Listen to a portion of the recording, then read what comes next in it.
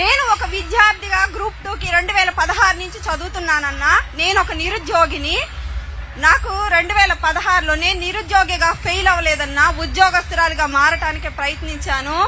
2016లో వేసిన గ్రూప్ 2లో నేను ఉద్యోగిగా సెలెక్ట్ అయ్యానన్నా. కంప్యూటర్ ప్రొఫిషియన్సీ టెస్ట్ అనేది ఈ పోర్షన్ అంతా చదివి మేము మెరిట్ లిస్ట్ లోకి వచ్చినాక నాకు కంప్యూటర్ ప్రొఫిషియన్సీ టెస్ట్ లో 4 మార్కులు తగ్గటం వల్ల ఉద్యోగం పోయిందన్నా. మీరు ప్రొఫిషియన్సీ టెస్ట్ పెట్టండి, కాదనము, కానీ ఈ పోర్షన్ అంతా పూర్తయినాక పెట్టడం ధర్మం కాదన్నా. ఆ 4 మార్కుల్లో ఉద్యోగం తీసేయటం ధర్మం కాదు. ఎందుకంటే ఆ పోర్షన్ అంతా చదవటం ఒక హౌస్ వైఫ్ గా పిల్లల్ని ఇంట్లో చూసుకుంటూ చదవటం ఎంత కష్టమో మీకు తెలుసు. కాబట్టి ఆ ప్రొఫిషియన్సీ టెస్ట్ అనేది మీరు ఎగ్జామ్ పెట్టడానికి ముందన్నా కండక్ట్ చేయండి. లేదు మీరు పెట్టదలుచుకుంటే ఉద్యోగిగా సెలెక్ట్ అయినాక మీరు ఒక 2 years లో పాస్ అవ్వండి అనన్నా పెడితే బాగుంటుందన్నా. అది నిరుద్యోగిగా నా క్వశ్చన్ అన్నా.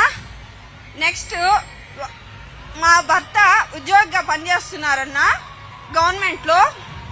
ఆయన సిపిఎస్ రద్దు గురించి నన్ను అడగమన్నారు. నన్ను ఇక్కడ డ్రాప్ చేసి వెళ్లారన్నా. ఆయన సిపిఎస్ రద్దు గురించి అడగమని చెప్పారు. వాళ్ళకి ఓపీఎస్ లో 50% పాత సిస్టమ్ లో ఇచ్చేవాళ్ళంట. కనీసం కొంత తగ్గించైనా ఆ సమస్యను పరిష్కరించవలసిందిగా నన్ను అడగమని కోరారన్నా. ఒక బిడ్డల తల్లిగా నేనేం అడుగుతున్నానంటే, మీరు అమ్మఒడి అని 15,000 ఇస్తానంటున్నారు ప్రతి బిడ్డకి అన్నా. ఆ డబ్బుతోటి స్కూల్స్ అన్ని బాగు చేయండి అన్నా. ఈ ఉచిత పథకాలు వద్దన్నా, స్కూల్స్ బాగు చేయండి. గవర్నమెంట్ కాలేజీలు బాగు చేయండి. పిల్లలకి, మా పిల్లలు కార్పొరేట్ స్కూల్లో చదువుతున్నారన్నా. ఈ పంపించకపోవడానికి కారణం ఏంటంటే వసతులు సరిగ్గా లేక పంపించటం లేదు. ఎక్కడో ఒక స్కూలు జిల్లాకు ఒకటి డెవలప్ చేసి నాడు నేడు అని చూపిస్తున్నారు. ఇది పద్ధతి కాదన్నా. ప్రతి గ్రామంలో స్కూల్ డెవలప్ అవ్వాలి. ప్రతి గ్రామంలో ఒక ఎలిమెంటరీ స్కూల్ ఉంటది, హై స్కూల్ ఉంటది, ప్రైవేట్ ఉంటాయి అన్నా. కానీ ప్రైవేట్ స్కూల్స్ కు పిల్లలు ఎందుకు వెళ్తున్నారు? మీరు మేము బీఈడీ చేసి క్వాలిఫై అయ్యి ఉద్యోగాలు తెచ్చుకున్న టీచర్లుగా పనిచేసే మా స్కూల్స్ కి ఎందుకు రాలేకపోతున్నారు పిల్లలు? ఎందుకంటే ప్రభుత్వం వసతులు కల్పించలేకపోవటం వల్ల.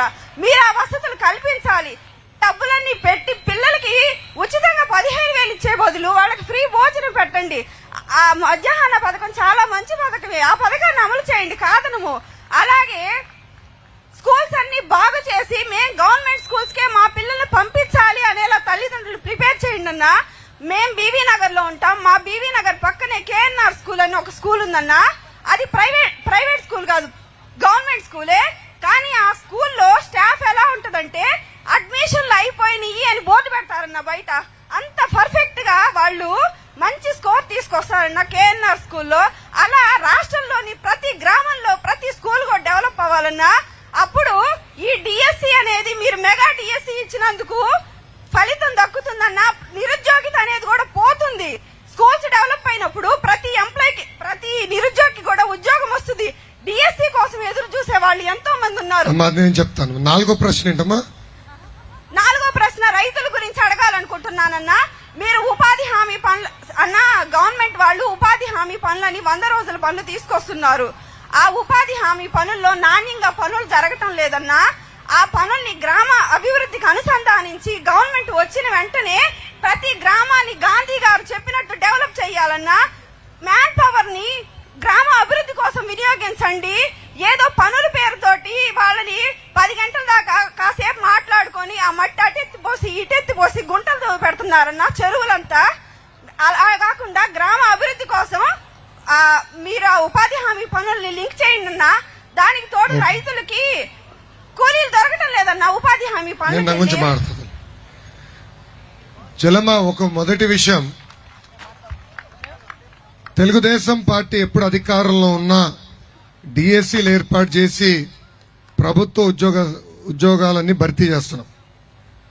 విశ్వవిఖ్యాత నట సార్వభౌమ స్వర్గేసి నందమూరి తారక రామారావు గారు కానీ, ఆయన తర్వాత చంద్రబాబు నాయుడు గారు కానీ ఇద్దరు కలిసి దాదాపు 150,000 టీచర్ పోస్టులు భర్తీ చేశారు.